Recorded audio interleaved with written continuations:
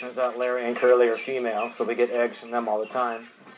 But Larry ended up dropping a litter. She sat on them for quite a while, and we ended up with 11 more. But in the meantime, we ended up with the Denzel Washington, Vin Diesel, Don King, and what was Danny DeVito, but it turns out it's Danny DeVita. The trick now is not to name the other 11 so we can have them for dinner. Those are our duck eggs. Like Don King ducks? Yeah, those are our ducks.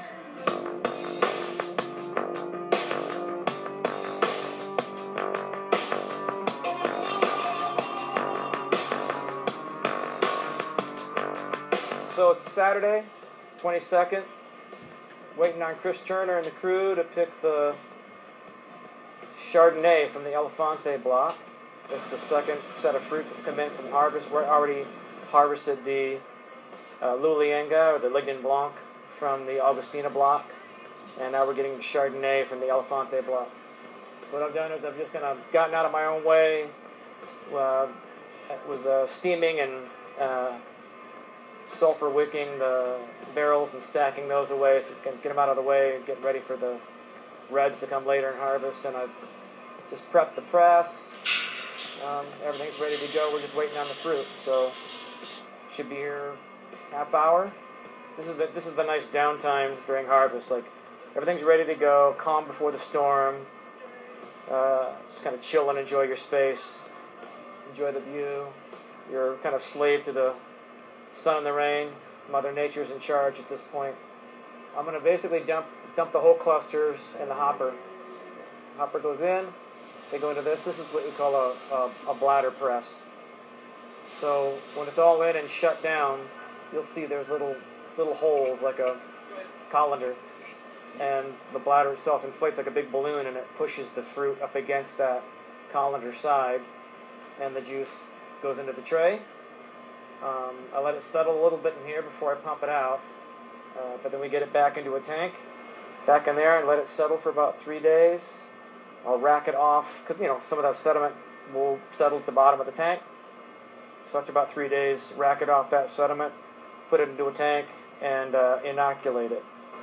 I'm not real comfortable yet with natural ferment. I don't have those kind of skills yet. I'm working on it, but so I'm going to inoculate with a cold-resistant yeast, and that'll ferment for about 30 days.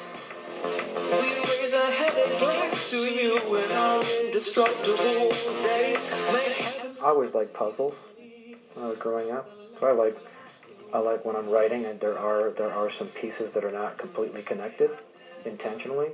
You're meant to look at those things and infer, insert your own experiences in there. If I'm accurate with the broad strokes and the sacred geometry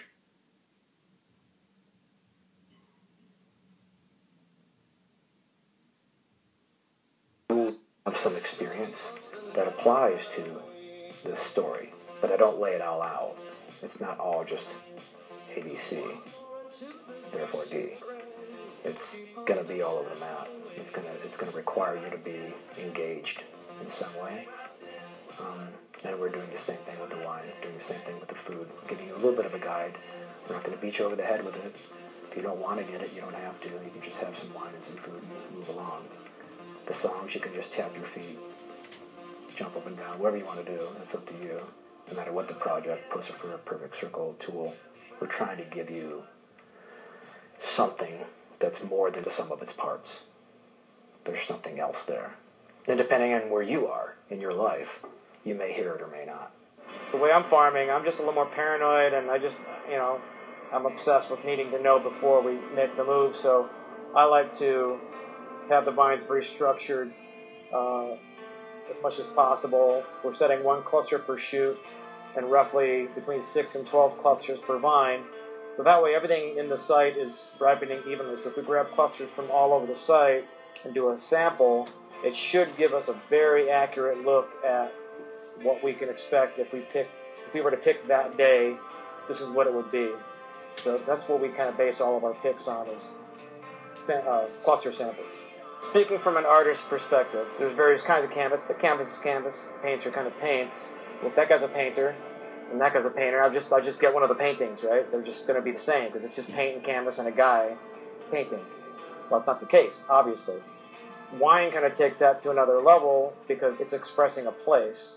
So every single place is going to express a particular variety differently. So if you have Cabernet Sauvignon on this site, as opposed to Napa, Texas, or New Mexico, or Washington State, Oregon, they're all going to be different expressions of that grape because there's an infinite number of variables.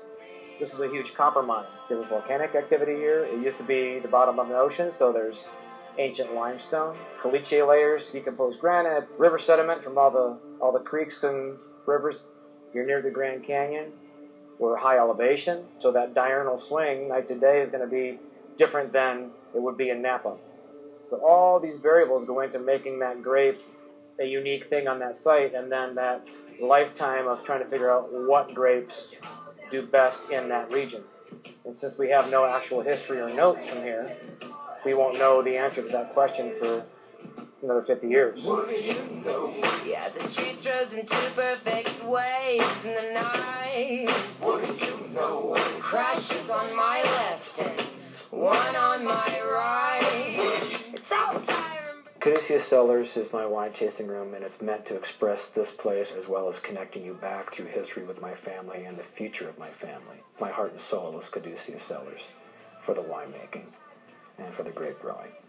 I look at what my goals are for a restaurant, for a tasting room, and when I find somebody who has a similar goal or is dug in and who loves this place, that's everything. Brian and Alan run the Caduceus Cellars tasting room. They're in it for the long haul here. They're artists. They have mules, and they understand wine. They're artists across the board, and they're practical, right? So that you have everything with those guys. That I could not do Caduceus Cellars tasting room without these guys. Brian Sullivan, manager here at the tasting room for 5 years, resident of Jerome for 25 years. Very interesting place here. Mostly concentrate as much as I can on sourcing locally, but sometimes I have to reach out a little bit further because the products are just too beautiful. Once you get down to the Merkin Vineyards tasting room in Osteria, you'll find that all of their pastas are made out of Hayden products. They're locally grown, locally milled. You can't get any more local than that. Because I'm a storyteller, there's an implication that I'm a guide. So when you go into the tasting room, for example, and you want a Coca-Cola, you're not going to get one.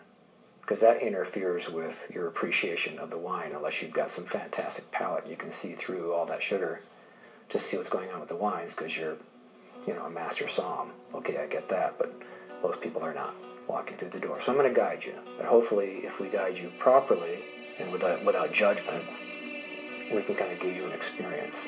Dust devil swept you away. It's still not real. I should learn in science. Talk to me. Dust devil swept you